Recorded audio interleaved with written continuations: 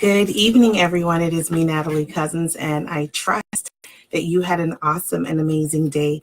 It is that time again, guys.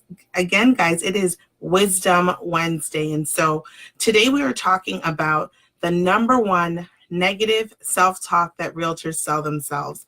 And so it's so funny because being new in the real estate industry, these are the things that I used to tell myself. And so if you are in the real estate industry, it doesn't matter whether you're new or whether you are seasoned in the industry, at some point in time, negative self-talks come, negative self-talks go. So today I want to be talking about some of the negative things that we say to ourselves and how we can actually counteract that. So welcome, and thank you so much for joining me. And so I guess the question tonight is, how many of you, when you first started off in this real estate career, you had big dreams, you had big inspirations or aspirations when you started out as a real estate agent? You wanted to make six figures plus, but then you started to tell yourself things as you seen the amount of work that needed to be done, as you actually looked at the dedication that needed to be done, that you would never be a six-figure earner, or that the market that you're farming in or that you want to work in won't sell at premium prices.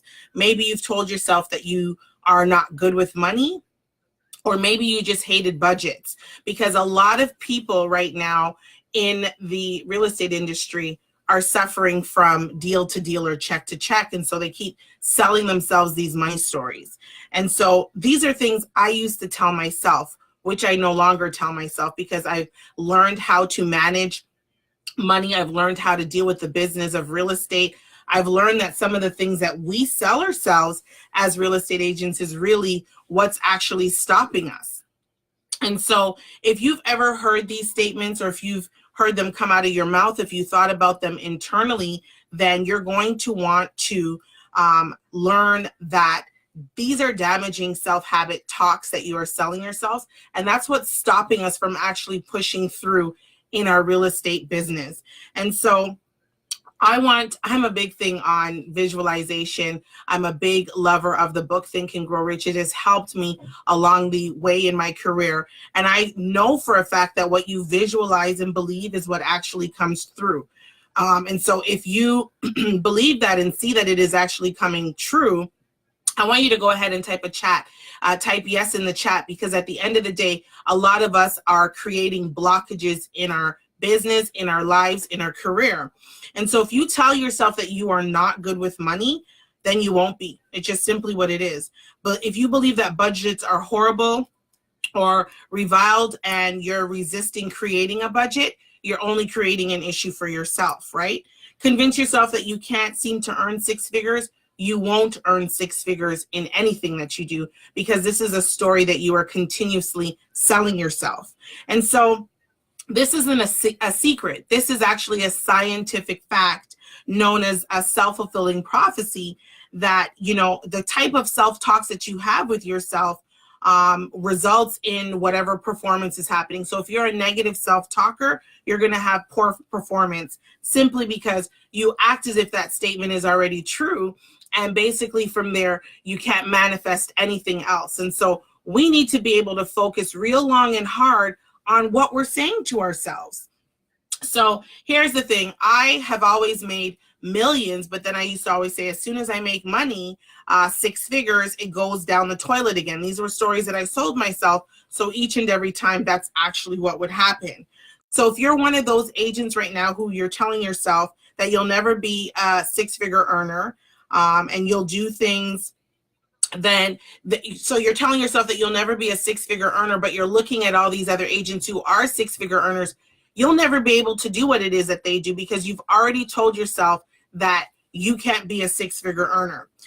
You don't want to work towards growing your mailing list because nobody reads emails anyway. That's a negative self-talk. You're always growing your list. These are things that agents have said to me on my consultation calls.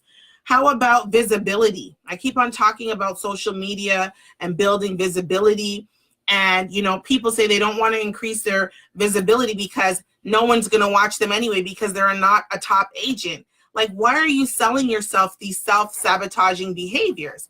I don't know. And so my tonight is, do you want to win or do you not want to win?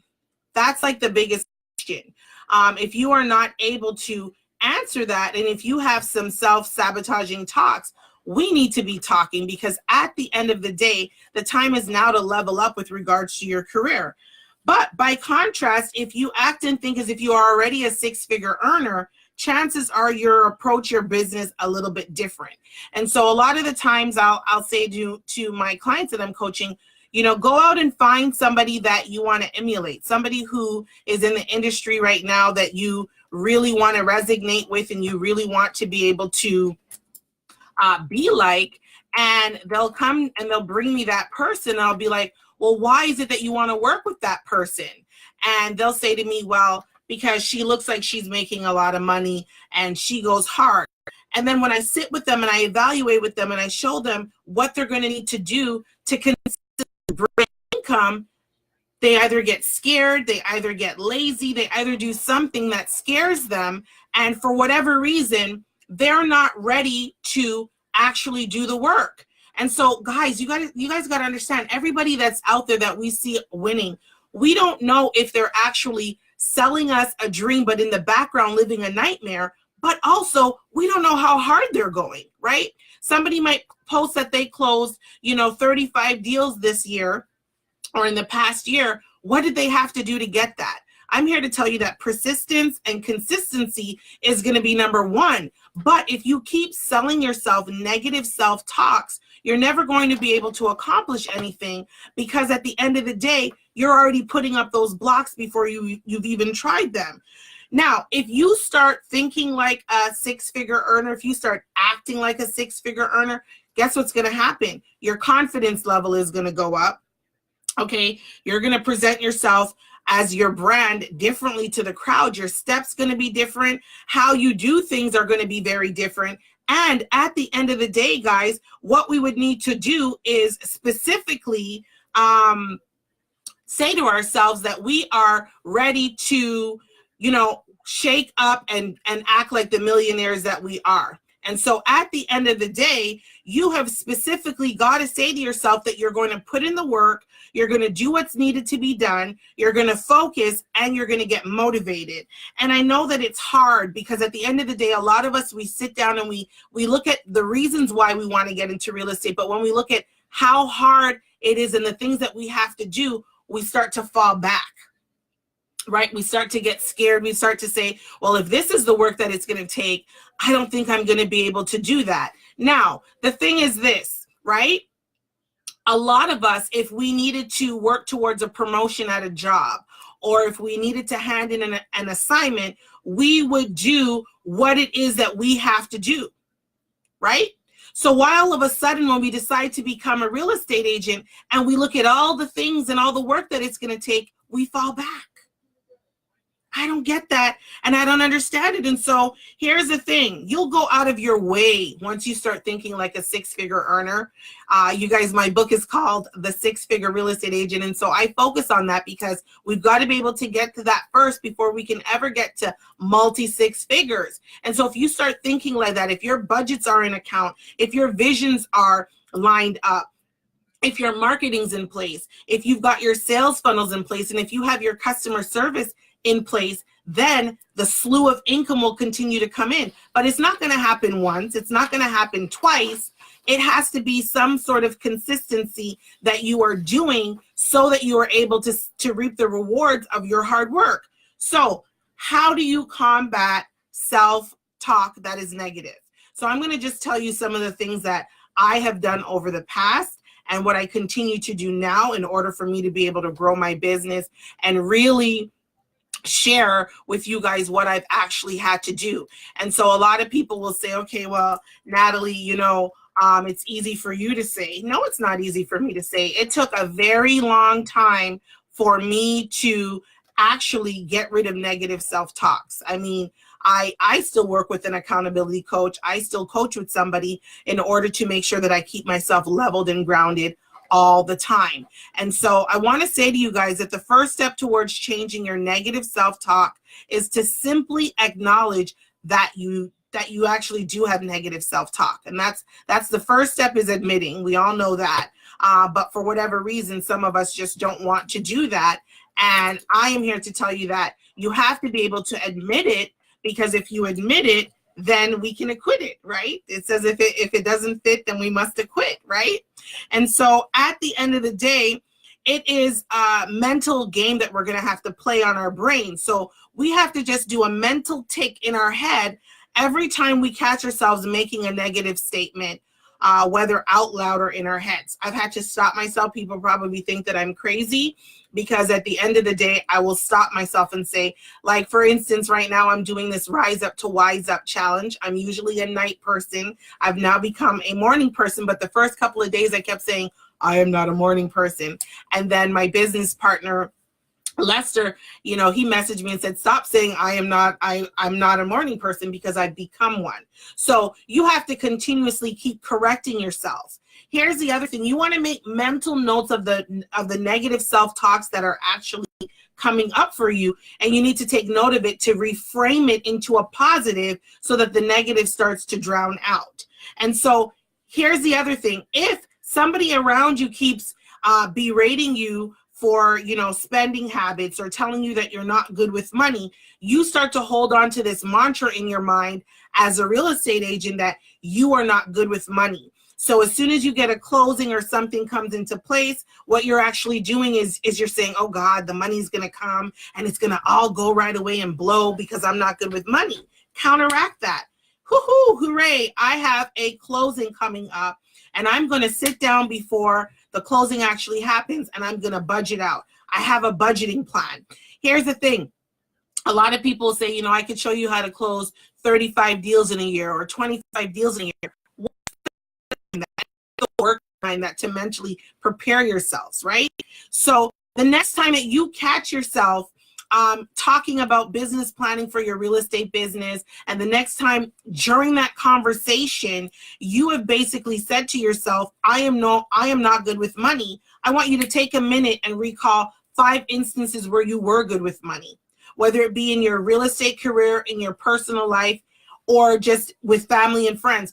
Find ways to prove that you are good with money so that you can shift and change the mindset. Now, I'm working with a girl on my team right now. She's very good at credit repair. I've been seeing her post a lot of things on, a lot of people's credit scores matching up. And I like things where they said that they've paid off their credit cards. A lot of people have been saving up for emergency funds. That's being good with money management. Look back at how many times you've paid some bills on time. I have a bill app called Chronicle that every time I pay a bill, it rewards me and it says, congratulations, or it says, good job, you did it, right? So it's just recertifying that you are becoming better at what it is that you're doing. And I want to tell you that you have to rephrase your self-talks where you would say, like, I used to be bad with money, if that's true, but now I make smart choices to achieve my goals. And just as negative self-talk becomes a self-fulfilling prophecy, so does positive self-talk. And so what you have to start to do is start reframing your thinking, and your business and finances will certainly improve, because I am living proof of that. And so here's the thing. Today is February the 27th. We are 51 days into the year. And I'm sure by now most of you have realized that all of these big things that you said you were going to do at the beginning of the year, it slowly died off and has melted off, right? Because we are stuck in the society where they create this thing of New Year's resolutions. Everybody gets into the hype of all these things, and slowly it melts away.